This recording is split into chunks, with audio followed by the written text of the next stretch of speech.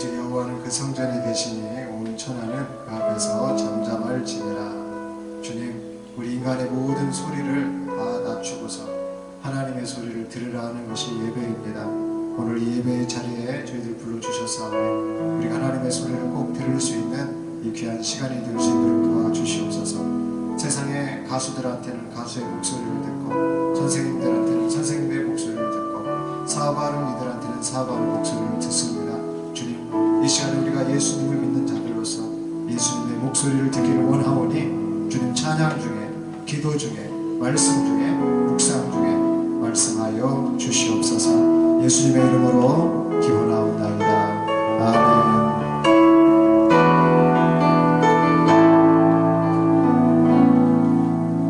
거친 주의 십자가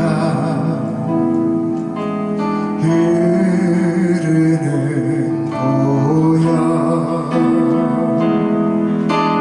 강물 되어 내 영혼 깨끗하게 하시고 하늘과 땅을 부르신 주님의 보혈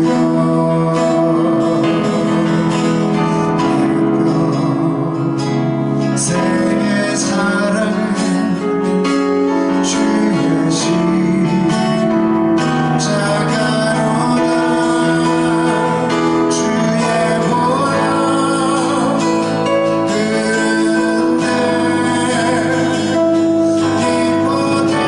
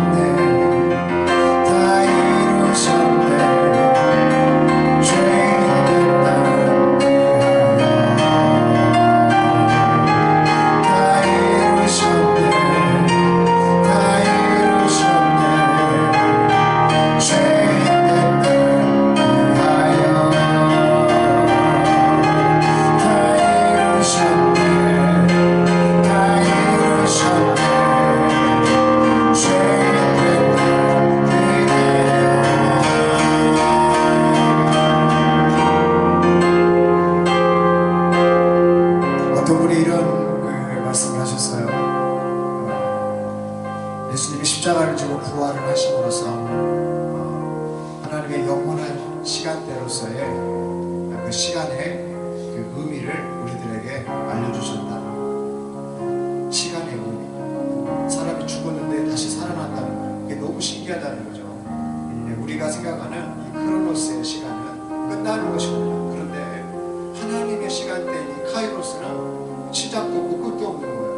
그러니까 이거를 수많은 사람들이 예수님의 부활 앞에서 그것을 느꼈다라고 합니다. 그러나 십자가에서는 모든 것이 끝난 것처럼 느껴졌다는 거예요. 저희도 그렇고 또 우리 여러분들도 그렇습니다만은 우리가 이 세상을 살아갈 때 참 끝났다, 안 된다, 모르겠다 라고 하는 거기가 어떻게 보면 다시 시작되는 것일 수 있고 다시 알아가는 자리일 수도 있고 다시 새로워지는 자리일 수도 있습니다. 아픔을 통해서 건강의 의미를 발견하듯이 오늘이라고 하는 이 의미를 통해서 우리가 내일의 의미를 좀 더 발견하길 원합니다. 그런 의미에서 우리가 예수님의 십자가를 우리가 언제 한번 묵상해보거나 그런 거 없잖아요. 이 십자가의 의미가 뭐냐?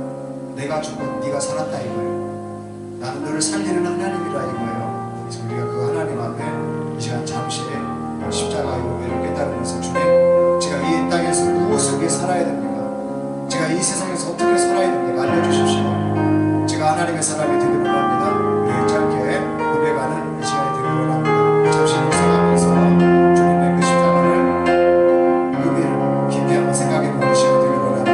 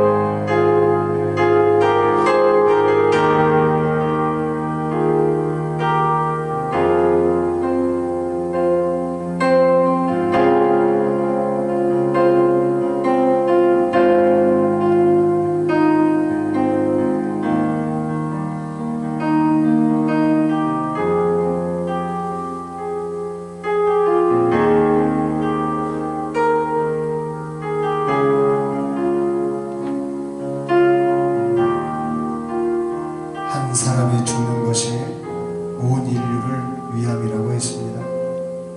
이 세상에 인자로 와서 거룩한 피를 쏟으시고 죄 없는 그 피를 흘리심으로써 우리를 온전케 하시고 어떻게 보면 하나님의 문제를 하나님께서 다 풀어주시고 우리 인간에게 그 하나님의 문제에 동참할 것을 이 시간 요구하고 있습니다. 주님, 저희들 십자가를 질 용기를 잃어버릴 때도 있습니다. 십자가가 무엇인지도 모른 채 내 삶의 무게를 지어진 채 원수마귀가 누르는 그 무거운 짐을 지면서 이 세상을 살아가는 참 가열고 어떻게 보면 수고하고 무거운 짐진지 알 수 있습니다.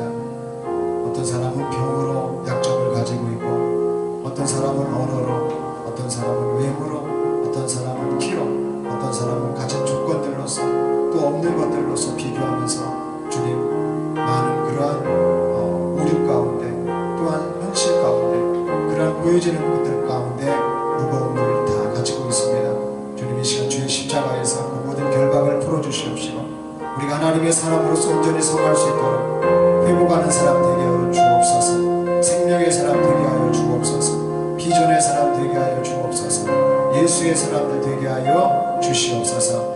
예수님의 이름으로 기도드리옵나이다. 아멘.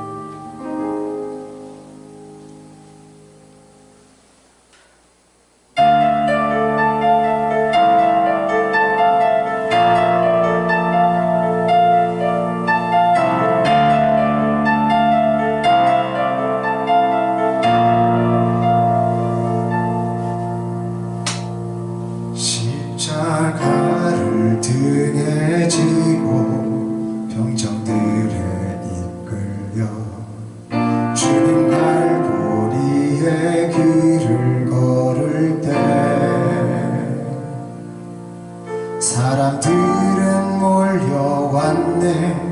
죽음의 길 걷는 그를 보려고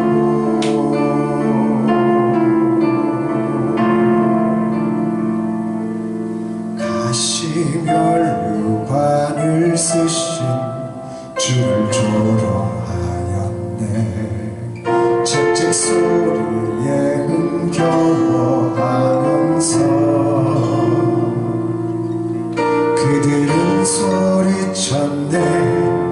자칭 메시아를 구박을 하고 사랑하는 제자마저 모두 떠나버리고 치부와 멸시의 비웃음 속에서 너와 나를 위한 그의 절한 사랑 때문에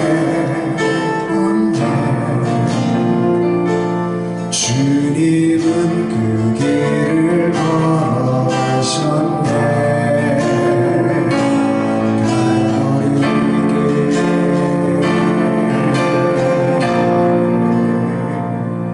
사람들은 나를 이제 모두 끝이라고 더 이상 기대할 수 없다고 자신마저 묻고 원한 그는 메시아일 수가 없다고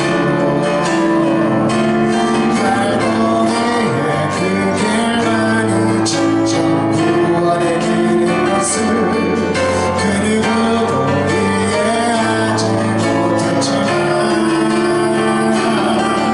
너와 나를 향한 하나님의 사랑 때문에 주님은 그 길을 걸어가셨네. 갈보리길 십자가에서 흘리는 보혈을 예루살렘 유다와 땅끝까지 구원의 강물이여 온 세상을 덮었네. 세상의 모든 죄 대속했네. 모두 배우고 조롱하며 떠나던 나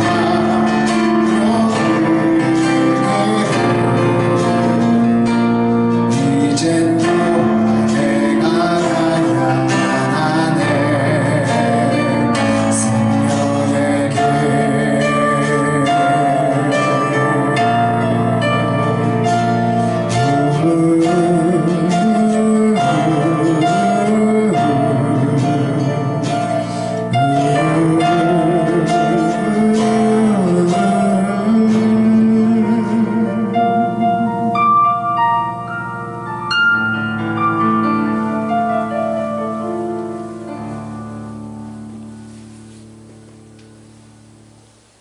이 시간 우리가 이런 찬양들을 주님 앞에 드린 거는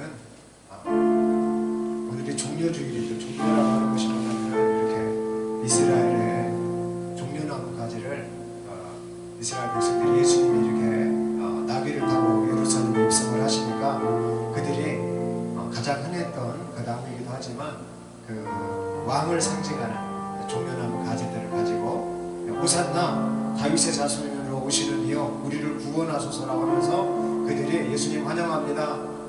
너무 좋습니다 하면서 이 종려나무 가지를 펼쳤어요. 다 땅에다 기도한단 말이에요. 꺾어가지고.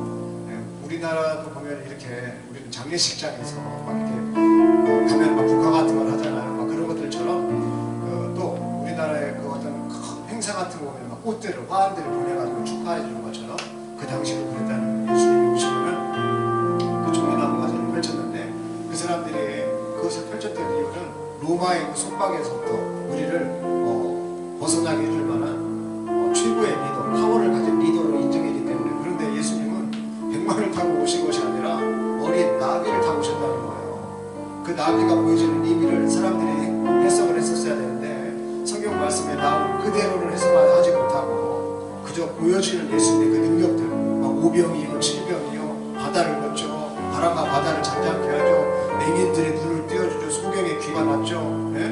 막 벙어리가 말을 하죠, 38년대 중풍자가 낫죠, 수많은 질병의 막 환자들을 고치고 막 이런 역사들이 나타나니까 저분이면 우리의 리더자가 확실하다 이렇게 만든 거예요. 그런데 그분은 예루살렘에 뭐하러 왔느냐? 대선장군으로 오신 것이 아니라 죽음을 알리기 위해서 왔다는 거예요. 그 죽음이라고 하는 것은 인간의 죽음인 거예요. 왜 너희가 인간으로서 죽음의 문제를 해결하지 못하냐? 왜 너희가 사망의 문제를 해결할 수 없냐? 너희가 이 세상에서 무슨 방법을 다 하고 살아도 왜 죽음을 이길 수가 없느냐? 그 문제를 예수님이 보여주시려고 왔다라고 하는 거예요. 그러니까 이 문제를 알려주니까 베드로라고 하는 사람 뭐라고 말했습니까? 주님, 그러하지 마십시오. 그렇게 주님 죽으시면 안 됩니다. 이 죽음의 의미를 몰랐다는 거죠. 그러니까 예수님이 사단아 내 뒤로 물러가라. 너는 하나님의 일을 생각하지 아니하고 사람의 일을 생각하는구나 그랬습니다. 여러분, 우리가 이 세상을 살아가는 모든 일은 사람의 일이에요. 그런데 사람의 일을 생각하면서 하나님의 일도 한번 생각을 해볼 수 있어요. 그게 예수 믿는 사람들의 정의입니다. 하나님의 일을 생각해보자. 하나님의 일은 단 한 가지예요. 살리는 거. 네가 이 세상에서 무엇을 해도 좋다, 어떻게 살아도 좋다. 그런데 이 세상의 일만을 생각하지 말고, 이 세상의 시간표만을 생각하지 말고 하나님의 시간표를 생각해봐라. 너를 살리고자 하는 그 하나님의 계획을 생각해봐라.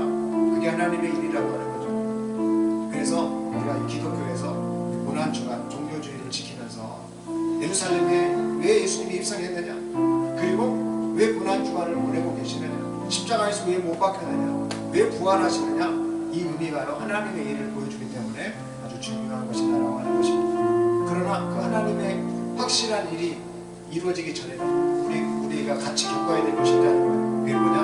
고난이라고 하는 거예요. 광야라고 하는 거예요. 그래서 인생은 누구든지 어려움을 만납니다. 어떤 사람이라도 어려운 시간들을 피해갈 수 있는 사람은 없어요. 어떤 사람은 개인적으로 공부할 수도 있고, 어떤 사람은 단체적으로 함께 힘들 수도 있고, 사람의 사이즈에 따라서 다를 수가 있겠죠. 그래서 오늘은 이 고난주간 종료주의를 우리가 보내고 있는데요, 이 시간 우리 하나 더 기도하기 원합니다. 사람마다 아픈 데가 있어요. 또 사람마다 각 집안마다 또 문제들도 있어요. 또 유전들도 있고, 그런 아픔들, 또 비교당함으로써 가진 어떤 상처들, 이런 것들이 있다는 거예요. 근데 이것들은 주님은 왜 상처받게 하셨느냐, 왜 나에게 아픔을 주셨느냐, 왜 나에게 어려운 문제들을 주셨느냐, 그건 기억하라는 거예요. 그 어려운 문제가 너에게 왜 있느냐라기보다는 그 어려운 문제를 같이 보고 계시는 예수님, 그걸 해결해주고 싶어하는 예수님, 그걸 언젠가는 시간이 지나면 그 곪은 상처를 터뜨리고 싸매어 주실 수 있는 그 예수님을 원하라고 하는 거죠. 그래서 사실 원수마귀가 이 세상에 우리가 죄를 지면서 모든 결박들을 지금 가져놨어요. 누구는 아프게, 누구는 형통하지 못하게, 누구는 어렵게, 누구는 뭐 갈등의 유발을 계속하게, 어떤 사람 똑같은 거. 이번에 저에게 한 자매가 문자가 왔는데요, 이 자매는 늘 수습기간만 하고 잘라, 그 회사에서 이게 이해가 안 되는 거예요. 왜 예수님은 저한테 이런 시련을 주는지 모르겠다는 거예요. 수습만 하고 잘려요.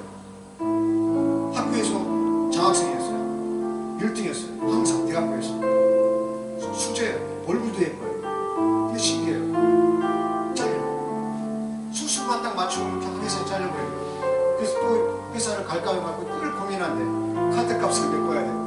네? 자기가 쓴 것들을 잊고 하니까 또 회사에 지원해. 그럼 회사에 지원하면 어떤 데는 수습기간이 2개월이지만 어떤 데는 1년일 수도 있어요. 어떤 데는 6개월일 수도 있어요. 근데 꼭 그렇게 잘리는 거예요. 너무 답답해가지고 저한테 문자가 오네. 목사님, 이러는데 하나님의 뜻은 무엇일까요? 왜 하나님은 저에게 이런 시련을 주실까요? 그래서 제가 차차차하고 이야기를 하려다가, 첫째, 원수마귀가 그런 것이다. 둘째, 우리는 죄의 세상에 사는기 때문에 그런 것이다. 이렇게 원론적인 얘기를 하려다가 이번에도 제가 뭐라고 말했냐면 이렇게 말했어요. 힘들지? 목사님이 기도해 줄게. 그 회사 때려쳐버려. 그런데 있을 필요도 없어. 너를 알아주지 못하는 회사에 뭐하러 있어? 네, 이 아이가요 위로를 받는 거예요.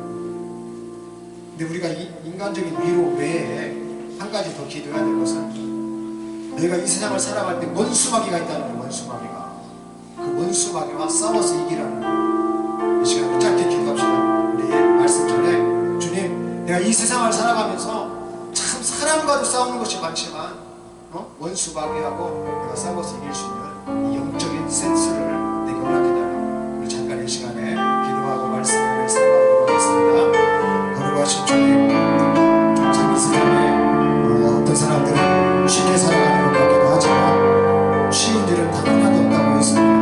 다 땀 흘려야 되고 다 노력하고 그러나 문제가 되는 것은 사기를 치는 사람이라든지 또 남의 그 사람들을 이용해 먹는 사람이라든지 여러 가지 자기 이익을 그런 간주를 받는 사람들이 있기 때문이고 그 뒤에서도 조종하는 그 원수 마귀가 있기 때문입니다. 때로는 사람이 하는 것 같아 보여도 그 뒤에 이면에 그 원수 마귀의 생각들을 불어넣어 주셔서 사람을 미혹해 하고 그 생각을 흔들리고 중심을 흔들리고 사람에게 상처를 또 어떤 갈등을 유발하고 하나님을 떠나게 만들어버리는 이런 요소들이 있는데 좀 우리가 이러한 것들을 잘 생각할 수 있게 도와주시옵소서.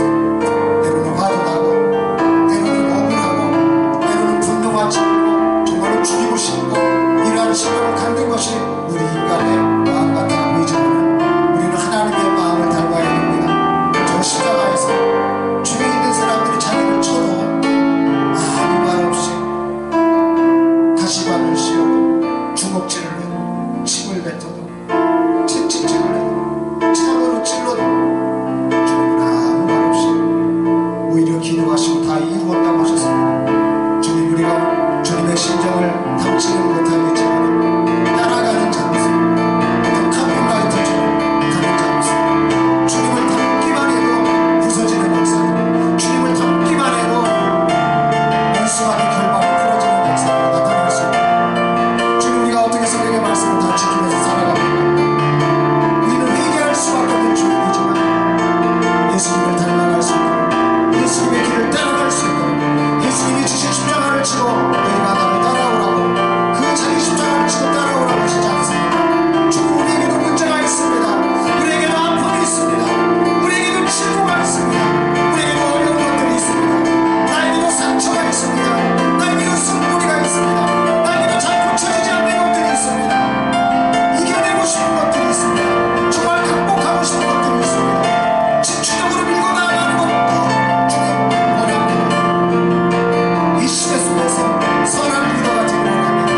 이 시대 가운데 선한 영향력을 지닌 자가 되기를 원합니다. 주님, 이 시대 가운데서 하나님이 내게 주신 일들을 통하여 하나님의 영광 돌리기를 원하오니 주여 이 시간 모든 원수마귀의 결박들을 깨어 주시옵소서. 아버지, 원수마귀의 모든 죄의 결박들을 부숴 주시옵소서. 모든 저주의 결박들을 끊어 주시옵소서. 모든 어둠의 요소들을 주여 무너뜨려 주시옵소서. 빛으로 오신 주님, 우리가 대학병원에서도 마음들을 수술할 때 감마라에 부담하는 주여 방사선을 통하면서 여러 가지로 수술을 받는다. 주님, 이 시간에 하나님을 경외하는 자에게는 공의로운 해가 떠올라서 주여 의로운 빛을 발해주신다고 하셔서 치료하는 광선을 비춰주신다고 하셨습니다. 이 시간 예수의 이름, 이 십자가의 이름으로 강력하게 박세합니다. 주여 이 시간 우리를 깨닫게 하여 주시고 밝게 하여 주시옵시고 일으켜 주시옵시고 세워주시옵시고 회복하여 주시옵시고 피를 부어 주시옵시고 주의 생명의 능력을 허락하여 주시옵소서. 이 시간에 나사렛 예수님의 이름으로 명하노니 모든 저주와 갈망과 질문을 예수 그리스도의 이름으로 다 부서질 시옵, 파쇄될 시옵, 파괴될 시옵, 무너질 시옵, 변화갈 시옵. 주님 역사하여 주시옵소서. 아버지, 은혜 베풀어 주시옵소서. 예수님의 이름으로 기도드리옵나이다. 아멘. 우리 주님의 기도로 주님 앞에 함께 기도하겠습니다. 하늘에 계신 우리 아버지, 아버지의 이름을 거룩하게 하시며 아버지의 나라가 오게 하시며 아버지의 뜻이 하늘에서와 같이 땅에서도 이루어지게 하소서.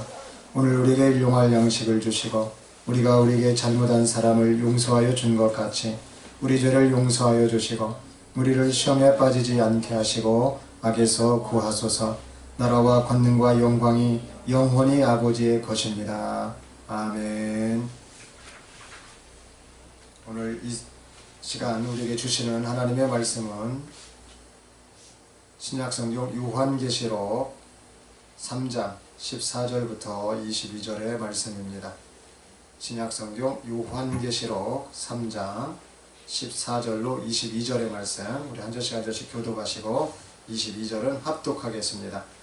라우디게아 교회의 사자에게 편지하라. 아멘이시요 충성되고 참된 증인이시요 하나님의 창조의 근본이신 이가 이르시되 내가 내 행위를 아노니 내가 차지도 아니하고 뜨겁지도 아니하도다. 내가 차든지 뜨겁든지 하기를 원하노라. 내가 이같이 미지근하여 뜨겁지도 아니하고 차지도 아니하니 내 입에서 너를 토하여 버리리라. 내가 말하기를 난 목사라 영어여 부족한 것이 없다. 내 공부한 것과 가난한 것과 굶는 것과 벌거벗은 것을 알지 못하는 내가 너를 권하노니 내게서 불로 연단한 금을 사서 부요하게 하고 흰옷을 사서 입어 벌거벗은 수치를 보이지 않게 하고 안약을 사서 눈에 발라 보게 하라. 너는 내가 사랑하는 자를 주나 그러므로 내가 열심히 주라 회개하라. 볼지어다 내가 문 밖에 서서 두드리노니 누구든지 내 음성을 듣고 문을 열면 내가 그에게로 들어가 그와 더불어 먹고 그는 나와 더불어 먹으리라.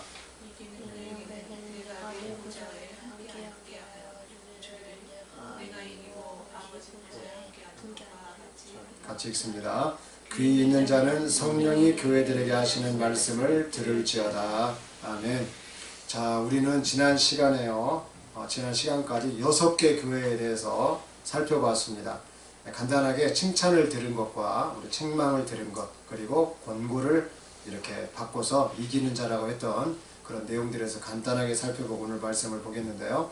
먼저 에베소 교회에 대해서는 악한 자들을 용납지 않았던 것, 그리고 사도들을 시험하고 밝혀냈던 것, 그리고 인내하며 주의 이름을 위해서 수고했던 것을 칭찬들었습니다. 그러나 처음 사랑을 버린 것은 책망을 들었죠. 그러면서 회개하라, 처음 행위를 가져라, 이런 권면을 들었습니다. 그리고 이기는 자에게는 하나님의 낙원에 있는 생명나무 열매를 주어서 먹게 하겠다. 이게 에베소 교회에 대한 말씀이었고, 두 번째 서머나 교회에 대한 말씀은 가난 속에서도 참 너희들 영적으로 부유했다, 보기와 달랐다, 이런 말씀이었죠. 그런 가운데서 믿음을 잘 지켰고 핍박이 있었는데도 참 충성되게 이렇게 잘 생활했다, 이런 것들을 칭찬드렸습니다. 서머나 교회는 책망은 없었어요. 그리고 앞으로 일어날 일에 대한 권면을 주셨어요. 앞으로 환난과 이런 순교, 이런 여러 가지 어려운 시험을 이렇게 있게 될 건데 너희들 지금 잘 견딘 것처럼 잘 견뎌라. 그럼 이기면 어떤 역사를, 어떤 결과를 주겠느냐? 둘째 사망의 해를 받지 않겠다. 누가 저한테 물어본다고 하면 둘째 사망의 해는 뭐냐? 우리가 주님께서 이 세상에 이제 영원하신 주님으로서 오시려고 할 때 이 세상을 심판하시는 그런 날 원수 마귀도 심판을 받는다. 바로 이 둘째 사망의 해를 받는다. 마귀가 한 번 떨어진 건 아직 죽진 않았어요. 근데 우리가 죽는 것을 첫 번째 사망이라고 해요. 두 번째 사망은 바로 이렇게 원수 마귀까지도 모든 죄인까지도 다 죽어버려요. 그래서 이 세상에는 악이란 악을 이제 다시 찾아볼 수 없는 둘째 사망의 해를 받지 않는다. 저는 이제 이렇게 의미를 해석하고 있다고 여러분한테 말씀을 드립니다. 자, 세 번째 버가모 교회는요, 순교자 안티파의 신앙을 따라가는 교회였죠.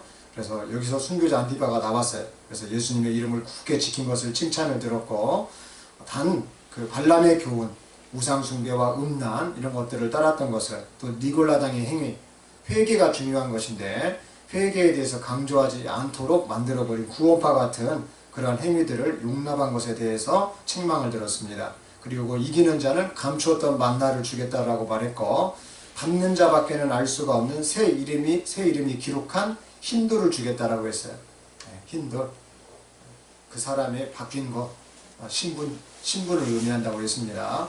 자, 두아디라 교회 네 번째 교회는요, 7개 교회 중에서 가장 많은 말씀을 하신 교회가 바로 두아디라 교회. 그럼 왜 이렇게 많은 말씀을 하셨나? 가장 말씀을 하신 이유가 뭐였냐? 그 두아디라 교회는 사업을 했습니다. 영농조합처럼, 단위협동조합처럼 사업을 했던 교회였고, 사랑을 나눴고, 믿음이 있었고, 섬김이 있었고, 인내와 나중행위가 처음 것보다 더 많았던 그런 교회였다라고 하면서 칭찬드렸어요. 그러나 자칭 선지자 이세벨이라고 하는, 교회가 풍요하다 보니까 이 성직자들이 타락을 하고 풍요하고 사람이 잘 살다 보니까요, 딴 마음을 품었던 것 같아요. 그래서 행음하고 우상의 재물을 먹게 하고 회개할 기회를 줬음에도 불구하고 그들이 음행을 회개하고자 안 했다. 참 이 세상 살아갈 때요, 불륜하는 사람들, 불륜의 사랑을 가진 사람들한테 처음에 가서 얘기해 보세요.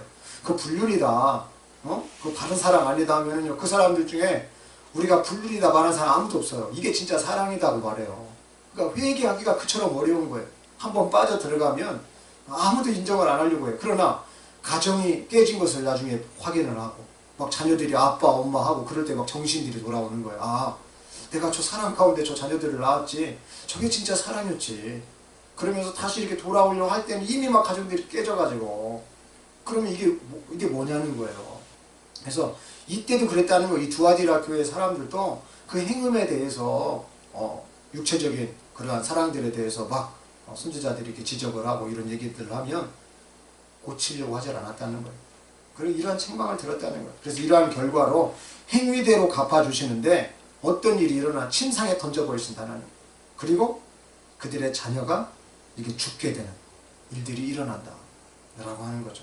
그래서 이기는 자는 끝까지 주님의 일을 지키는 자에게 만국을 다스리는 권세와 새벽별을 주겠다. 아마도 이 두아디라 교회 사이즈가 크다 보니까 막 사업을 하고 경제적인 것도 다 알아가고 하는 이런 교회다 보니까요, 이렇게 만국을 다스리는 권세와 새벽별을 허락해 주겠다, 이런 얘기도 했던 것 같습니다. 또 사대교회는 어떻습니까? 다섯 번째로 옷을 더럽히지 않은 흰 옷 입은 소수에 대해서 주님을 칭찬을 해주셨죠.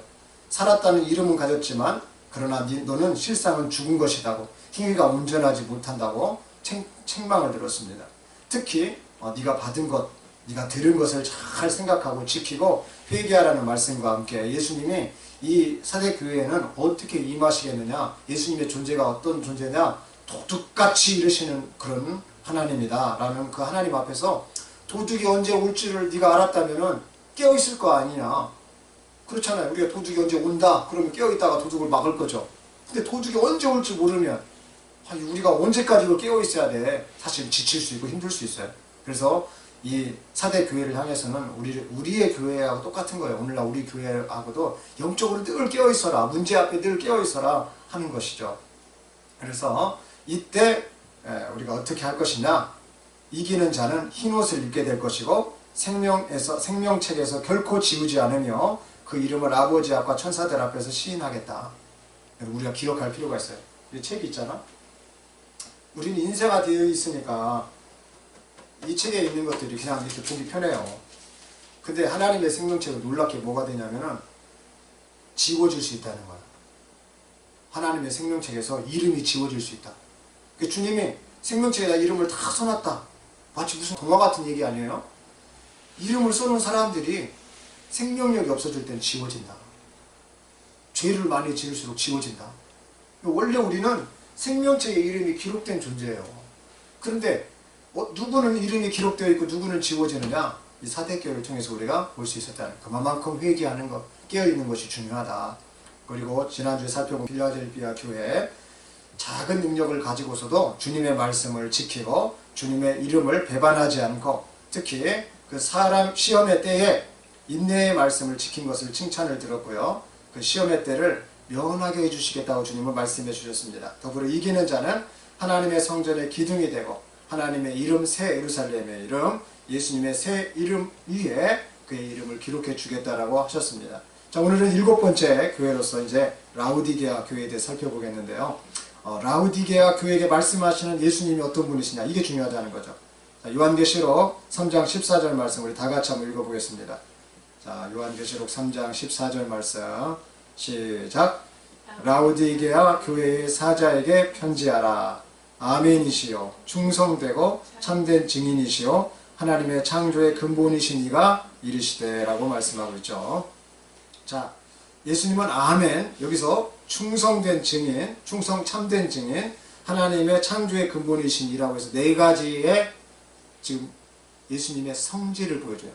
예수님이 어떤 분이냐, 내가 어떤 성격을 가진 존재냐, 이것에 대해서 정리를 사실은 하고 계시죠. 그러면서 주님이 아멘이시라고 했어요. 아멘.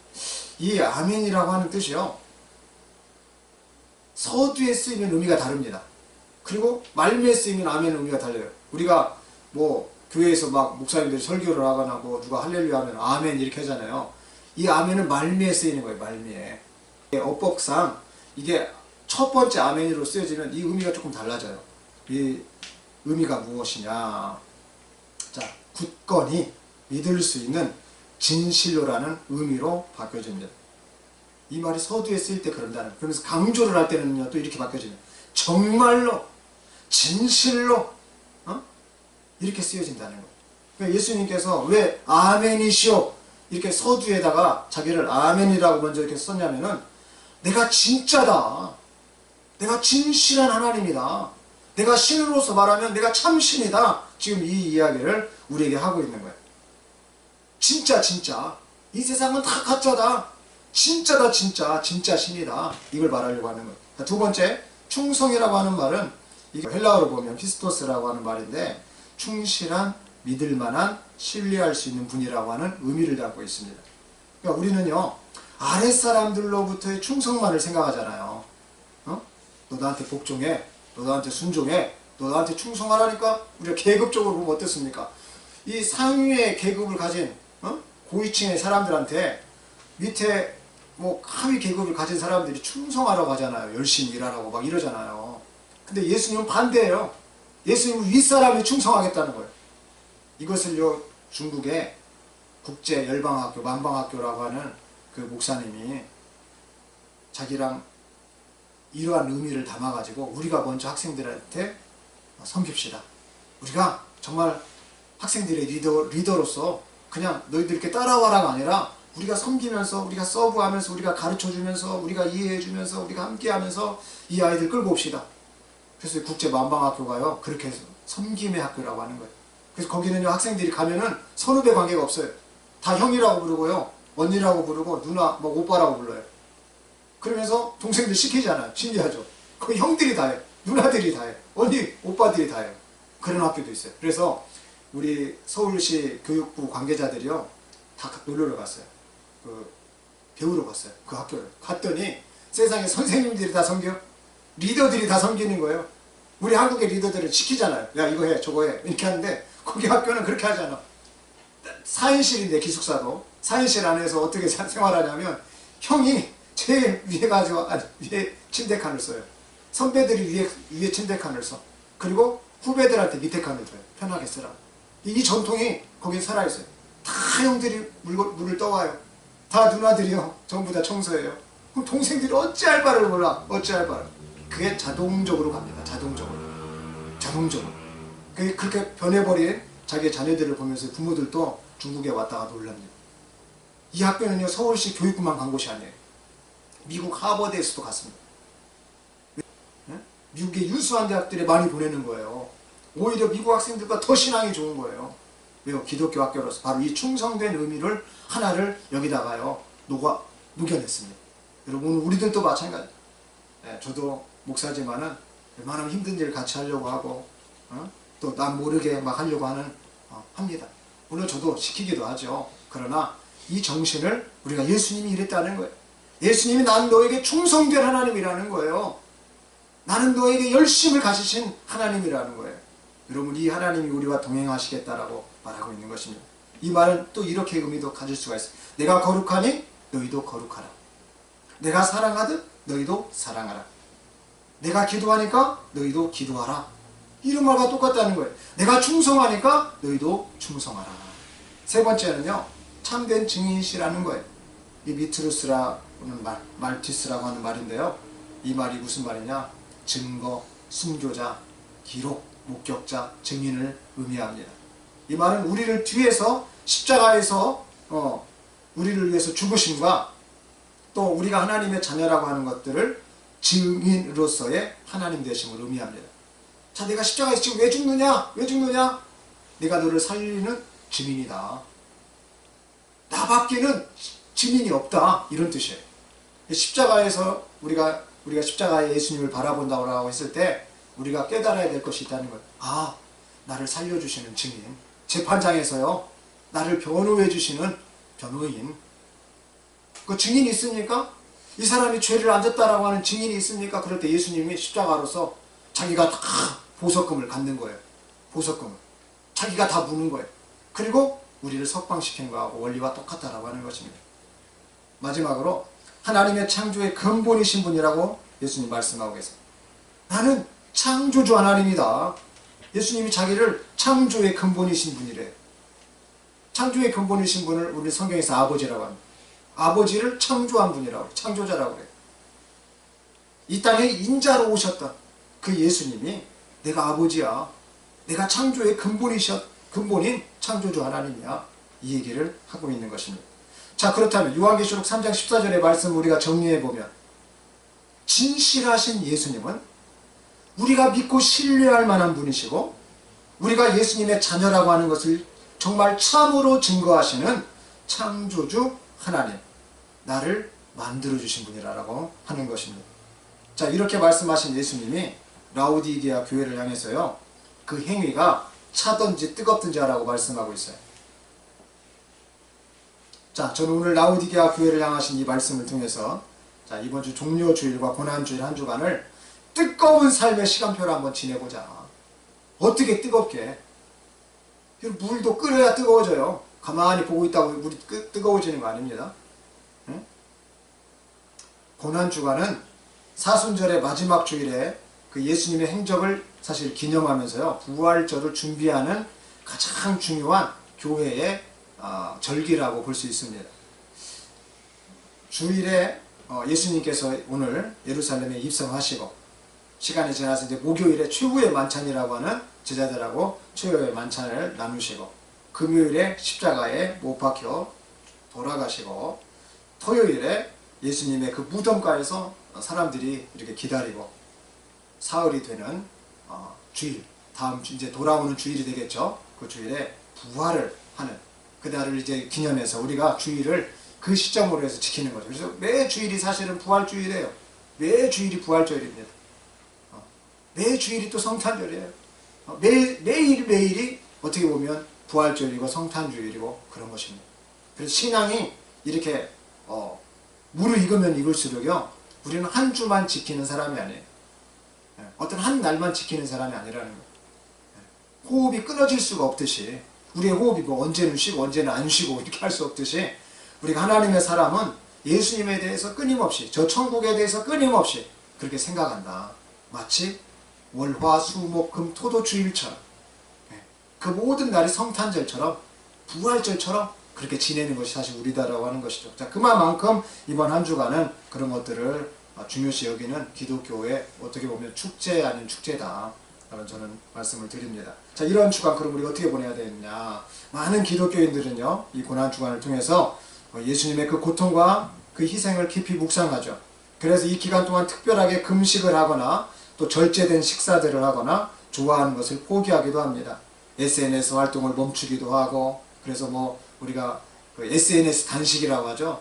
소셜 미디어 단식, 뭐 미디어 금식, 뭐 이런 얘기도 많이 하고 있어요. 또 음식이라든지 간식 등을 먹지 않기, 이런 것도 하고요. 게임하지 않기, 이런 거, 자신이 할 수 있는 것들을 절제를 하면서요, 실천을 하려고 요즘 세대들이 많이 노력하는 것을 알 수 있습니다. 그렇게 예수님의 고난을 우리가 묵상하고 또 기도하는 시간들을 늘리거나 성경을 읽거나 묵상하는 습관을 가지면서 어떤 경우는 또 매일 감사일기를 쓰거나 또 나의 그 신앙들을 되돌아보는 그러한 점검하는 시간을 갖기도 합니다. 또 도움이 필요한 이웃들을 돕기도 하고요, 기부하기도 하고요, 또 교회에서 봉사활동을 하거나 사랑의 나눔을 실천하기도 합니다. 마치 오늘 우리가 뭐 이렇게 중국 음식을 먹자라고 했을 때 우리 대윤이가 제가 탕수육 쏘겠습니다. 중국 음식은 짜장면과 탕수육이죠. 예를 들면 이런 거예요. 그래서 같이 음식을 먹더라도 함께 이렇게 참여하고 하는 것들이 고난주간에 유익함을 준다라고 하는 것입니다. 꼭 뭐 이 고난주간에 우리가 뭐 그냥 물상을 짓고 있는 이런 것이 아니라 하나님께서 원하시는 금식은 이렇게 나누고 서로 돌보고 서로 함께하고 이런 것들이 중요하다고 하는 것입니다. 그래서 조금 있는 교회들은요, 없는 교회한테 기부하기도 하고 나눠주기도 하고 그래요. 저희가 이제 없다 보니까 한 교회 목사님이요, 그래요. 김 목사님 어려우면 말씀하시라고. 그래서 제가 평상시에는 얘기를 안 하는데요, 너무 어렵다 보니까 이 목사님한테 어려우면 말씀하라고 그래서 제가 연락을 드렸어요. 그랬더니 이 목사님께서 뭐라고 말씀하신 줄 아세요? 원래 찾아오라고 했는데 어려우면 한번 찾아와 그랬는데 제가 어떻게 찾아뵈면 될까요? 했더니 저희 어려움을 또 아시고 뭐하러 찾아오냐고, 우리 교회가 이번에 이렇게 부활주일 헌금을 모으게 되면은 우리 김 목사님 교회에다 이렇게 드리겠다고 약속하겠지만 그 헌금 중에 얼마를 이렇게 주면 좀 괜찮겠냐. 그래서 아유 목사님 너무 감사합니다. 제가 이런 얘기를 드렸어요. 그러니까 참 사람이 어려운 와중에 있어서도 하나님께서 이렇게 조금 재정적으로 넉넉하고 여유로운 교회를 통해서 이렇게 미자립된 교회들을 도와주는 것이 얼마나 이게 아름다운 역사예요.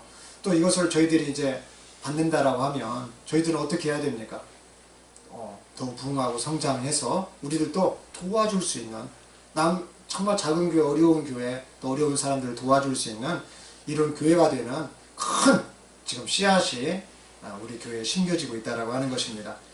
자, 사순절 고난주간을 통해서 우리는 예수님의 고난을 이렇게 묵상하고요. 금식, 기도, 절제, 선행 등을 실천하고 또 침묵과 회개를 통한 경건의 시간들을 가지면 좋겠고, 이러한 시간들을 통해서 예수님의 부활을 우리가 기념하고 또 예수님의 그 부활을 기쁨과 감사함으로써 찬양하고 함께 축하하고 그 영원함에 대한 소망을 우리가 서로가 나눔으로써 단순한 절기로서의 이 세상의 삶이 아니라 조금 더 변화시켜가는 그러한 계기로서의 이 땅에서의 그러한 반복적인 시간들이 되시기를 예수님의 이름으로 축복합니다. 마지막으로 제가 나누고 싶은 말씀이 있어요. 우리 대현이하고 참 제가 이렇게 평상시에 대화를 나누면서 목사로서 도전을 받습니다.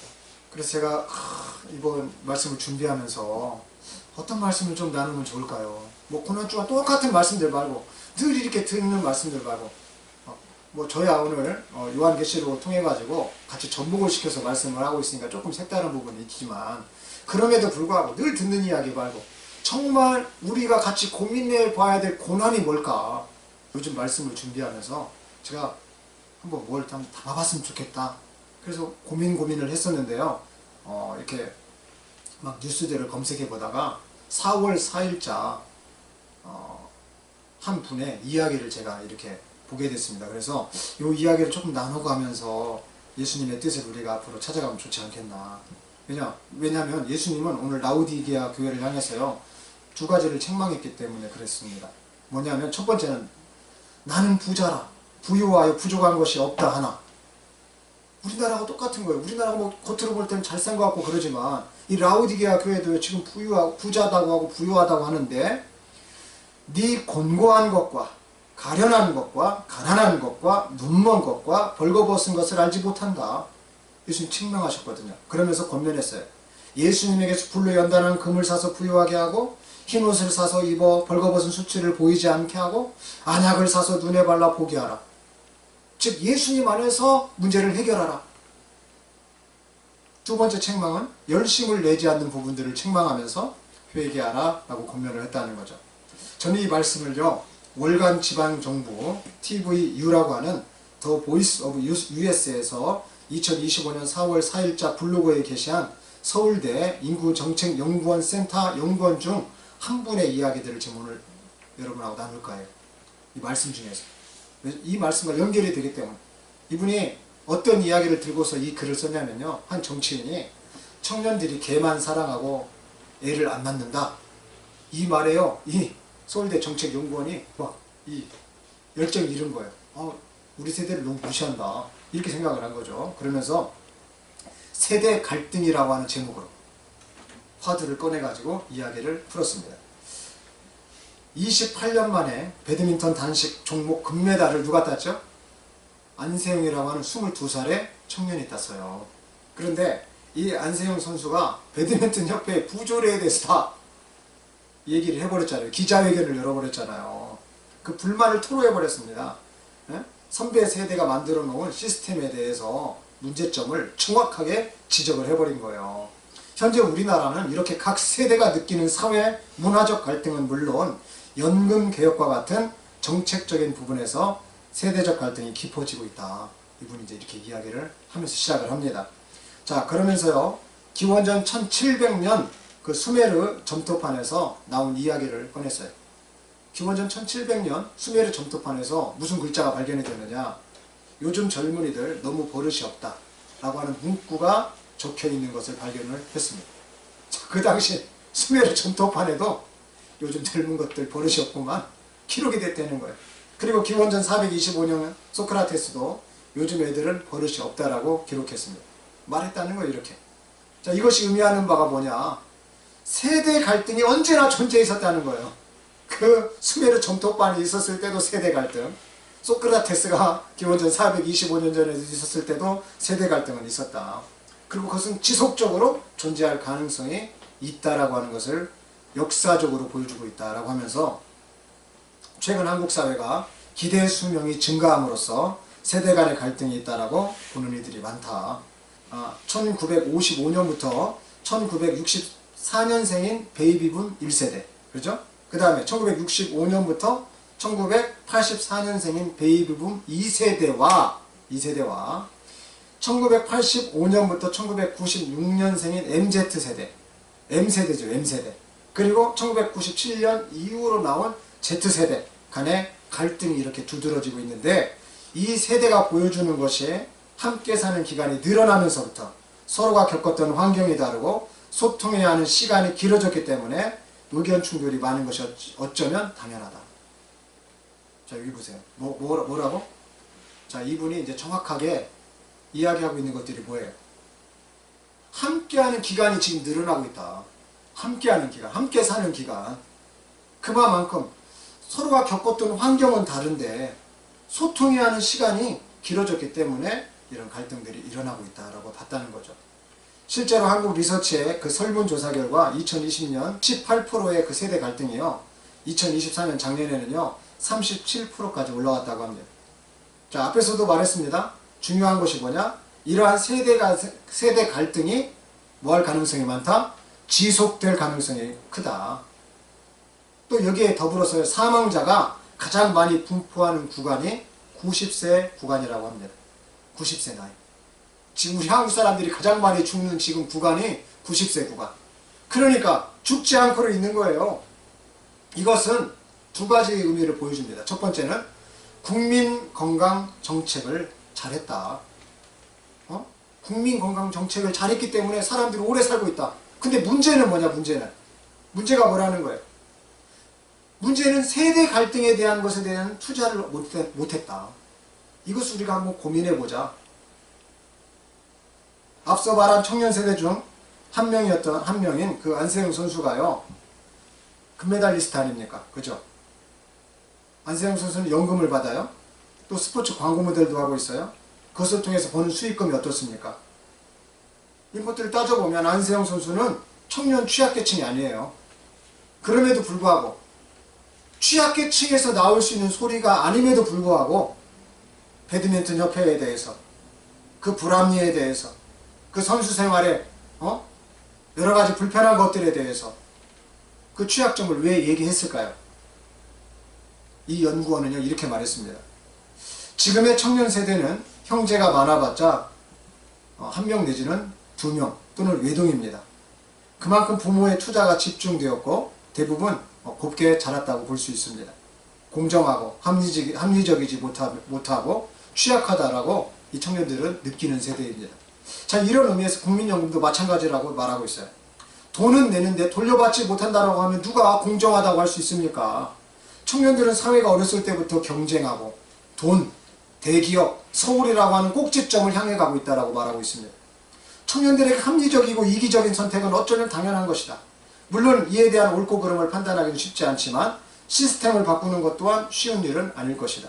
하지만 이러한 세대 간의 미스매치를 완화하고 오로지 청년의 목소리를 대변하는 위원회나 컨트롤 타워는 이 시대에 필요하지 않냐. 국가기관인 여성가족부처럼 청년부도 우리나라 국가기관에 필요하지 않냐라고 외쳤습니다. 자, 이러한 이야기와 함께 말미를 이렇게 말합니다. 대한민국 청년들을 위해서 국가 마케팅 필요하다.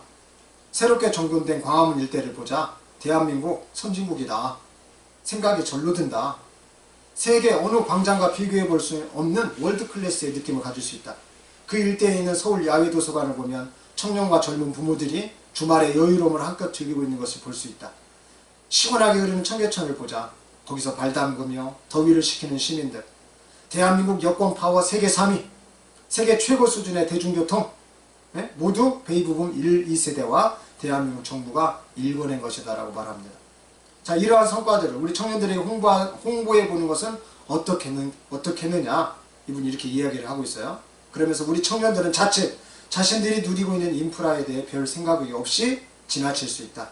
왜 손흥민이 프리미어 리그에서 골을 넣을 때만 국뽕을 느껴야 하는가? 왜 국민이 칭찬할 때만 자부심을 느껴야 하는가? 광화문 청계천을 봐도 우리는 충분히 국뽕에 취할 수 있다. 우리 청년들이 대한민국에 대해서 누리는 것도 상당하다. 하지만 청년들이 개만 사랑하고 얘를 안 낳는다라는 이런 정치인의 망언이 들리고 불합리적인 시스템을 고치지 못하는 현실을 보면 청년들 누가 우리나라 땅에서 얘를 낳고 미래를 꿈꾸겠는가? 정부는 세대 갈등이 왜 우리나라에서 특히 더 도드라져 있는지 고찰해 봐야 한다. 청년들을 위한 지원과 혜택은 물론 중요하다. 하지만 세대 갈등을 근본적으로 해결하는 움직임이 없다면 높은 청년들의 눈높이를 맞출 수 있는 지원 정책은 없을 것이다. 청년이 선배 세대를 존경하고 감사할 수 있는 대한민국, 그리고 선배 세대가 청년을 중시하고 배려하는 대한민국을 응원한다. 참 제가 이분의 글을 읽는데요, 같이 고민이 되는 거예요. 그리고 우리 대현이나 의진이 다 이해가 되는 거예요. 또 저희들 스스로도 반성이 되는 거예요. 오늘 라우디게아 교회를 향하신 말씀과 오늘 대한민국의 세대 갈등 간의 그 갈등의 모습이요, 저는 너무 흡사해 보입니다. 정말로 부유한가? 정말로 라우디게아 교회가 열심인가? 청년은 선배 세대를 존경하고 감사해야 하는가? 선배 세대는 청년을 중시하고 배려하는가? 예수님은 라우디게아 교회를 향하여 말씀하십니다. 그리고 오늘 세대 갈등 속에 살아가는 기성세대와 이 청년 세대들에게 동일하게 말씀하고 계십니다. 우리 함께 읽어보겠습니다. 요한계시록 3장 20절 말씀. 자, 이런 의미에서 요한계시록 3장 20절 말씀 같이 읽겠습니다. 시작. 볼지어다 내가 문 밖에 서서 두드리노니 누구든지 내 음성을 듣고 문을 열면 내가 그에게 들어가 그와 더불어 먹고 그는 나와 더불어 먹으리라. 예수님은 라우디게아 교회를 책망하셨습니다. 이 책망은 단순한 책망이 아니라 사랑하는 자를 새롭게 하시고자 하는 징계라고 말씀하셨습니다. 예수님의 책망 앞에 열심을 내고 회개하라고 말씀하십니다. 특히 곤고한 것, 가련한 것, 가난한 것, 눈먼 것, 벌거벗은 것을 깨달으라고 말씀하시고 예수님에게서 불로 연단한 금을 사서 부유하게 하고 흰옷을 사서 입어 벌거벗은 수치를 보이지 않게 하고 안약을 사서 눈에 발라 보게 하라고 말씀하십니다. 이 말은 예수님 안에서의 열심, 예수님의 음성을 듣고 문을 여는 더불어 함께하고자 하는 그 마음이 오늘 이 세대 가운데서도 이렇게 중요하다라고 하는 의미를 시사해 주고 있습니다. 말씀을 마치겠습니다. 종려주일, 우리는 영육 간의 갈등이 있습니다. 죽음과 생명의 갈등이 있죠. 여전히 이 세대는 세대 간의 갈등이 존재하고 있습니다. 또 무엇보다 나 자신도 여러 갈등들이 내 안에 있어요.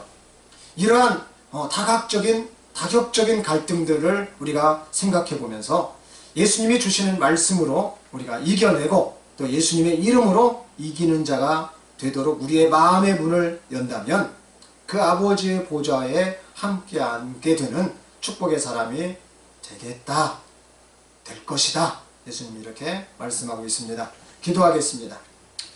네가 차지도 뜨겁지도 아니하면 토하여 버리겠다라고 라우디게아 교회를 책망하신 예수님, 주님께서 사랑하신 자를 책망하여 징계하시는 그 사랑을 깨닫게 하여 주시옵시고 열심을 내어 회개하는 저희들이 되게 하여 주시옵소서. 특히 문 밖에 서 계신 주님의 음성이 들릴 때 우리 마음의 문을 여는 자가 되게 하여 주시고 더불어서 우리가 주님과 함께 먹고 주님의 보좌에 함께 이기는 자가 되게 하여 주시옵소서.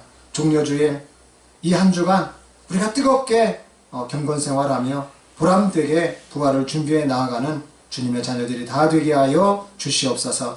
예수님의 이름으로 기도드리옵나이다. 아멘. 우리 찬송가 144장 찬양하시고 준비하신 예물 주님 앞에 봉헌 드리겠습니다. 144장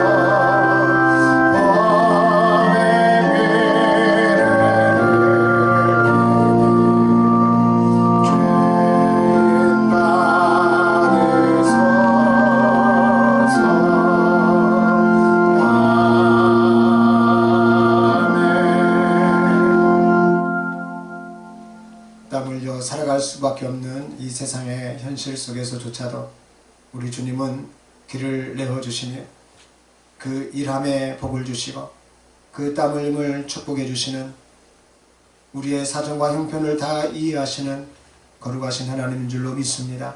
주님, 이 시간 우리의 예물이 우리의 입술만 즐거워하는 예물 되지 않게 하여 주시고 선교의 예물 되게 하여 주시고 주의 교회를 세우는 예물 되게 하여 주시고 영혼을 살리는 예물 되게 하여 주시고 무엇보다 하나님을 기쁘시게 하는 예물이 되어질 수 있도록 드려진 손길마다 축복하여 주시옵소서. 주님, 이 예물을 통해서 축복된 자들이 되어지기를 원합니다. 또한 땀 흘리는 일들을 통해서 비전을 꿈꾸는 그런 일들을 통해서 부유하고 그 풍성된 것들을 가지고서 나누고 전해줄 수 있는 그러한 아버지 선한 영향력을 가진 자들이 되기를 원하고 그러한 사업자들이 되어지기를 원하고 그러한 사업과 기업들을 갖기를 원하오니 주님께서 하나님의 기름을 부어주셔서 하나님의 기업 되게 하시고 하나님의 일이 되게 하여 주시고 하나님의 시간들이 되어지게 하여 주시고 하나님께서 축복해 주는 물질들이 되어져서 이 세상 속에서 큰 영향력을 발하는 우리 내수교회 온 성도들과 돕는 손길들이 되게 하여 주시옵소서. 주님께서 기뻐 받으신 예물을 통해서 영광 받으시 주신 줄을 믿사옵고 예수 그리스도의 이름으로 봉헌하며 기도드리옵나이다. 아멘. 우리 축복의 선포 함께 나누도록 하겠습니다. 나는 하나님께서 더 큰 은혜를 주시는 있습니다.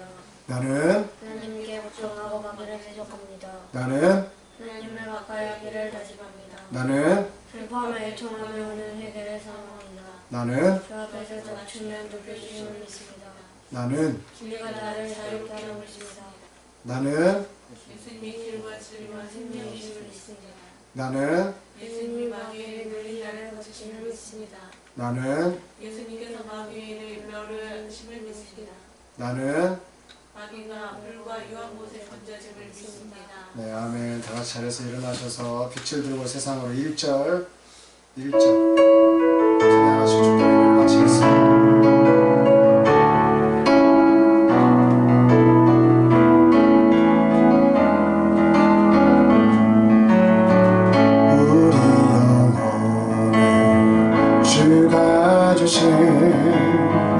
꺼지지 않는 빛을 위해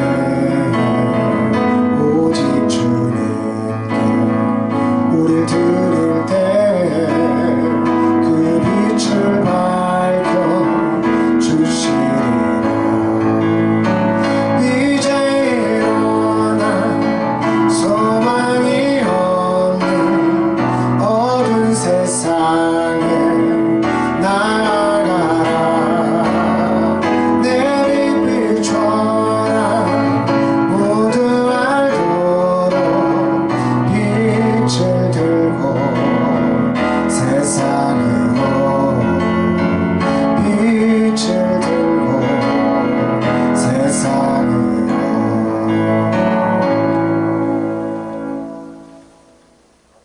답이 없는 세상에 그 답을 알려주시고자 십자가를 지시러 오신 예수 그리스도의 은혜와